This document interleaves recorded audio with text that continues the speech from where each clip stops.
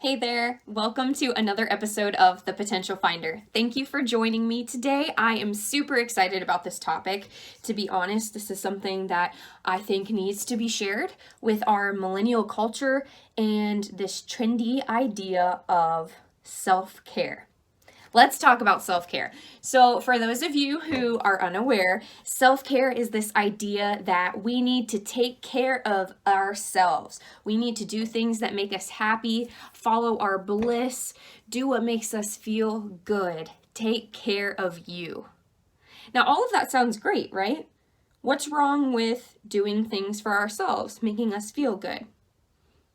No, nothing. No, nothing's wrong with that.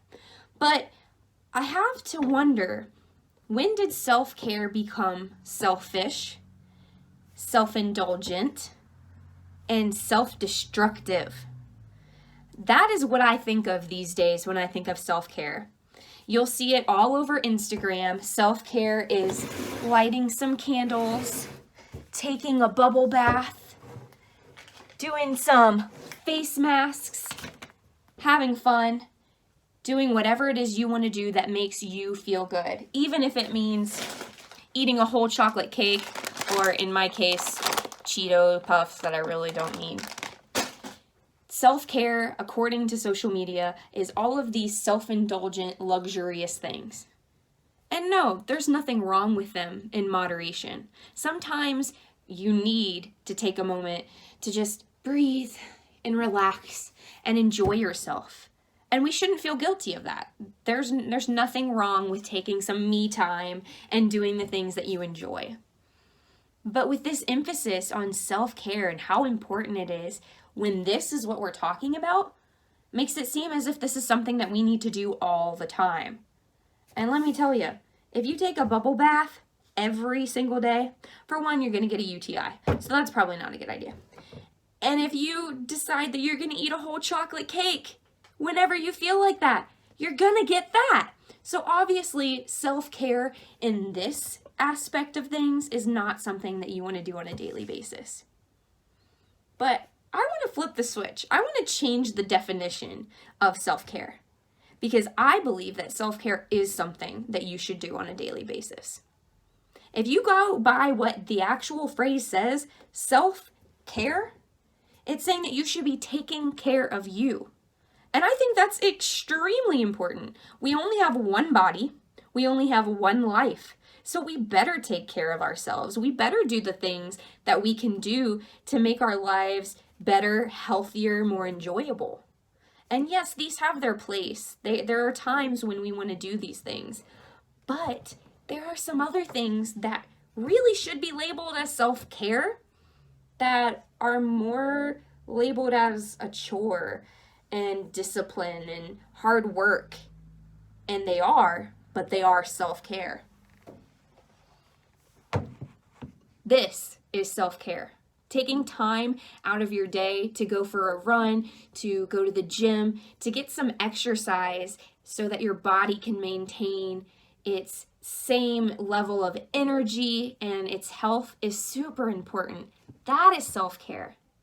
Having a healthy diet where you get fruits and vegetables and protein and all the things necessary to maintain a good diet. That is self-care. When you are disciplining yourself enough to realize that I'm not just taking care of me, but I'm taking care of future me. That's something that's been hard for me to grasp here recently. To be honest, I am lazy. I don't like exercise. And in fact, I am allergic to running. No, I'm serious. There's this weird thing that happens when I run where this liquid comes out of my skin and I have trouble breathing and my heart races really fast. I'm telling you, I'm allergic. With all joking aside though, exercise is something I struggle with. I don't enjoy it, and it's something that I have to push myself to do. But it's really important to maintain a healthy body, a healthy mind even. So it's something that I am going to try to get better at for the self-care aspect of it. Instead of thinking of me right now and what I want and what I think I need in the moment, I'm going to try to start thinking of future me. What does future Jeannie look like? Are the things that I'm doing right now going to get me to the future Jeannie that I want to see? If I'm eating chocolate cake whenever I want and sucking down on freezies every day, I don't think I'm going to look like the future Jeannie I want to look like. If I am constantly watching Netflix, taking bubble baths, and ignoring the work that I need to do on a daily basis, I don't think future Jeannie will be as successful as I want her to be. What are some things that you have been neglecting that should be labeled under self-care? Maybe it's you're watching more Netflix and not enough book reading. Have you even read a book this year? We have a month and a half left of 2019. Have you opened a book? I encourage you today. You've got some time. Feed your mind. Sometimes I think that after work, we're so tired and all we want to do is just vegetate and sit down on the couch and let our mind go blank while we watch TV. And there's nothing wrong with that in moderation. But what are you doing to feed your mind, to feed your soul? Start thinking about future you. That is what self-care should be. It's bubble baths and candles and chocolate cake when necessary on occasion. But even more than that, it's running shoes, it's sweat, it's reading a book, it's going to that event that is going to develop your self-esteem, that's going to further your business.